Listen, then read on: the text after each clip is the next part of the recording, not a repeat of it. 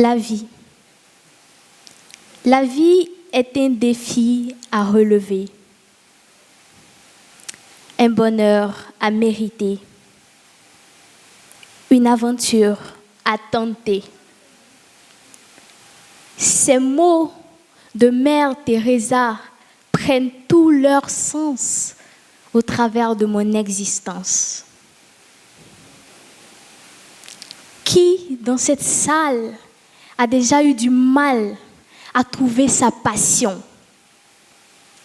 Ce pourquoi il existe, le pourquoi de son existence, c'est qu'il anime. Qui dans cette salle? Qui? Merci. Afin de découvrir votre vraie personnalité, il faille que vous laissiez certains événements arriver dans vos vies ou dans votre vie. Des événements qui vous feront sortir de votre zone de confort afin que vous découvrez enfin qui vous êtes en réalité, votre vraie personnalité. Des expériences, j'en ai vécu. Et ce soir, je ne pense pas avoir le courage ni la force de vous conter mon histoire. Alors je vous conterai l'histoire de Rita. Rita, cette jeune fille-là, qui a vécu une histoire similaire à la mienne. Rita vivait à l'intérieur du pays avec ses parents. Elle vient d'une famille très modeste. Elle était la risée de tous parce qu'elle était un garçon manqué. Elle avait son vélo, elle était première de la classe. Les garçons n'aiment pas ça. Et Dieu merci, elle obtient son bac et elle vient à Abidjan, brillamment son bac. Abidjan, cette ville où seuls les audacieux réussissent à tirer leur épingle du jeu. Parce que quand tu n'as rien à Abidjan, tu n'es rien. Ou bien? Mais Rita a eu la chance d'être dans un quartier huppé de la place chez l'une de ses tantes. Elle vivait la vie de Louga. Vous voyez un peu la transformation, le changement. On l'a déposée à l'université. Elle avait 5 000 ou 10 000 francs. Non seulement on te dépose, mais tu as 5 000 ou bien tu as 10 000 francs pour manger. Donc elle mangeait au palmier, c'est elle qui invitait ses amis. Elle pensait que ça allait durer peut-être. Tout allait bien. Elle était la fille chérie de sa tante. Jusqu'à ce qu'un jour, les sœurs de la tante viennent à la maison. Elles commencèrent à lui mettre des bâtons dans les roues afin que la tante déteste sa petite fille. Mais Rita s'est dit qu'elle est là pour ses études, qu'elle allait faire fi de ça. Et elle allait avoir son master et elle allait avoir du travail afin d'aider ses parents. Mais un jour, alors qu'il était 19h30, Rita est allée à la boutique acheter des biscuits pour les petits frères et au retour, un événement survint à la maison. La tante fut cambriolée et battue. 5 millions furent emportés. Et Rita qui entre dans la maison, tout le monde la regarde avec des yeux hagards. Elle ne comprenait pas ce qui se passait. 5 millions furent volés. Le lendemain, évidemment, la police était là et elle fut interrogée.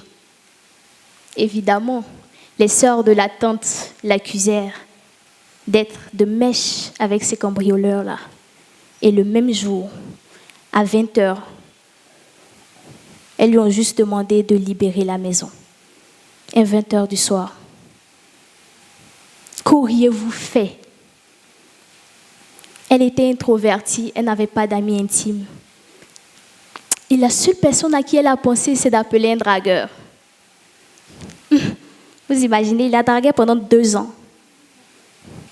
Tout de suite, là, il a garé le compteur devant la porte. Ils ont embarqué. Et il avait une maison baillée parce que c'était un gendarme. Et donc, il vivait seul. c'est elle qui l'avait envahi dans son espace. Il n'avait rien demandé. Rita a vécu 2 semaines de traumatisme. Puis celle, 2 semaines de chantage sexuel. 2 semaines de souffrance. C'était ça, soit livrer son corps, ou elle ne mangeait pas. 2 semaines. Elle a préféré préserver sa dignité parce que c'est tout ce qui lui restait. Alors elle s'est posé 2 questions. La pauvreté est-elle une fatalité? Le fait que mes parents soient pauvres est-il synonyme du fait que je serai misérable tout au long de ma vie ou que je serai obligée de me livrer à des hommes juste pour pouvoir réussir? Je vous conte cette histoire, pas dans le but que vous jugiez sa décision ou pas. Je vous conte cette histoire car quelque part dans une cité universitaire, quelque part dans votre entourage et peut-être même dans cette salle, une fille est au bout du gouffre. Mais tout ce qu'elle a à vous montrer, c'est son sourire, car nos histoires personnelles sont difficiles à relater. Elle se retrouvait dans un amphithéâtre et elle a eu le courage, l'audace d'expliquer ça à quelqu'un qui, par la grâce de Dieu, lui a donné une chambre en cité universitaire. Mon histoire est similaire à celle de Rita. Mais il fut un moment où j'ai tellement souffert que j'ai promis à Dieu que si tu réussissais à me faire sortir de cette impasse, je te promets que j'aiderai toutes les filles afin qu'aucune d'entre elles ne vive la même situation. Aucune d'entre elles. Aucune d'entre elles. Et un jour, pendant que j'étais en cité universitaire, j'avais 2000 francs et I was scrolling down on Facebook, donc je parcourais les images sur Facebook et j'ai vu l'image d'un petit atteint d'une tumeur au cerveau. Et la tumeur avait tellement détruit son visage que cela paraissait irréel. Ça faisait 3 mois que ça se promenait sur Facebook. Alors j'ai appelé le contact et j'ai dit « Ok, allô, bonjour, je suis étudiante et j'ai vu la photo du petit, qu'est-ce qu'on peut faire ?» Il dit « Ok, nous sommes à Fresco, notre fils il a besoin d'1 600 000. » Je dis « Moi il y a 2 000 €. » Donc, j'ai dit « D'accord. » Donc je suis allée à Fresco le lendemain et je suis allée voir le petit. J'ai eu la chance de faire She's the Code de Jean-Patrick et Ouman. Donc il m'avait donné une certaine visibilité. Donc je me suis dit pourquoi ne pas prendre des photos avec le petit et poster sur les réseaux sociaux? On ne sait jamais. Je ne sais pas sur quoi je comptais. Mais comme Oscar Wilde aime le dire là, essayez toujours de viser la lune. Car en cas de chèque, on atterrit toujours dans les étoiles. Donc je me suis dit, même si je n'ai pas assez d'argent pour l'aider, au moins j'aurais essayé. Et donc je suis allée, j'ai pris la photo et j'étais étonnée par le nombre de partages, plus de 1000 partages. En moins de 2 semaines, j'ai reçu 600 000 francs, des personnes qui ne me connaissaient pas. Ils m'insultent, mais ils m'envoient l'argent. Bon, ça, je n'ai jamais compris. Et puis, d'ici, tu ne fais pas, Dieu te voit. Et puis, je prends. Et 2 semaines après, il y a un groupe de personnes qui m'ont appelé. Alors, c'est le petit qui est là. Donc, quand j'étais à Fresco avec la maman, et 2 semaines après, il y a un groupe de personnes qui m'ont contacté. Ils m'ont dit, OK, vous avez eu combien? J'ai dit, j'ai eu 600 000. Il dit, OK, on va compléter l'argent à 1 600 000 pour opérer l'enfant.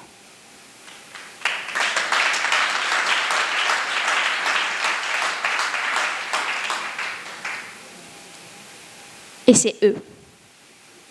L'enfant fut opéré. Aujourd'hui, à l'heure où je vous parle, ça fait 1 an. Il est sûrement en train de subir sa 2e opération. Parce que je pense que ça a commencé à 14 heures.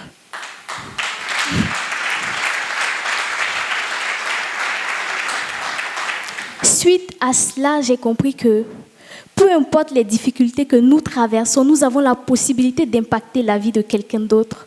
Souvent, nous pensons que nous sommes les plus misérables au monde, alors qu'on a la possibilité, avec nos données Internet, avec nos moyens de bord, on a la possibilité de changer quelque chose dans la vie de quelqu'un. Suite à cela, tout ce qui venait à moi était que du positif. Moi, la fille, qui se débrouille là, tout de suite, quelqu'un a décidé de m'offrir un stage à la Banque mondiale. Quelqu'un qui n'était pas de ma famille et qui n'est pas de ma famille, il a décidé de m'offrir ce stage à la Banque mondiale. Je n'ai jamais touché assez d'argent comme ça. I was wow! C'était extraordinaire et j'ai dit, Dieu, je t'avais dit un jour que si tu réussissais à me faire sortir de cette impasse, j'allais aider toutes les filles. Alors j'ai donc investi dans l'aviculture afin de lancer mon ONG pour venir en aide aux jeunes filles dont l'âge varie entre 5 ans et 18 ans. Mon ONG, c'est EWA, E-W-A. Empowering Women in Africa, donc c'est l'autonomisation de la jeune fille africaine. Après ça, j'ai échoué 5 fois au Yali. Et la 5e fois, c'est passé.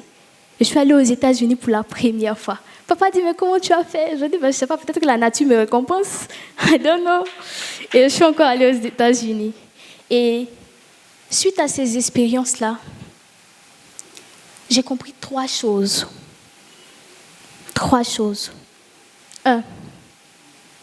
Peu importe les difficultés que vous traversez, essayez toujours de voir le côté positif, car au bout du tunnel, vous découvrirez votre vraie personnalité. Ces événements vous aideront à sortir de votre zone de confort et vous serez ce pourquoi vous existez. Cela va révéler votre vraie personnalité. 2. La force de la pensée. D'autres personnes appelleront cela la loi d'attraction. J'ai pensé fortement. J'ai rêvé d'avoir une organisation afin d'aider les filles. Mais étudiante, je me dis, comment cela peut être possible? Mais j'ai tellement pensé à ça, tellement rêvé à cela que ça s'est réalisé. La nature a tout réuni pour que cela se réalise. Alors croyez fermement en votre rêve. Il peut devenir réalité. Mais les Américains disent, put your money where your mouth is. Vous devez joindre l'acte à la parole. Il ne suffit pas de dire, mais vous devez agir pour que cela soit possible. J'ai tellement pensé à IWA. Aujourd'hui, IWA aide plus de 60 filles. Nous les aidons financièrement comme psychologiquement. Nous travaillons grâce à un système de parrainage et de mentorat. Aujourd'hui, nous les formons au recyclage. Nous les formons afin qu'elles respectent l'environnement. Nous les formons en informatique. Nous les formons en anglais. Nous avons comme partenaire l'ambassade, l'Université de l'Atlantique. Et ça a juste été possible parce qu'il y a eu quelqu'un qui a cru fortement en ce projet. Je suis encore étudiante en Master 2 d'anglais. Je ne suis pas encore arrivée, comme on le dit. Mais ça s'est fait. 2018, ça s'est fait. 3. Le 3e élément que vous devez faire, peut-être comme moi, passez votre vie à aider les autres. La nature n'est pas injuste. Vous récolterez le fruit, quel que soit le temps que cela prendra. Vous ne mourrez jamais pauvre, car la vraie richesse pour moi n'est ni la finance, ni le matériel dont nous disposons.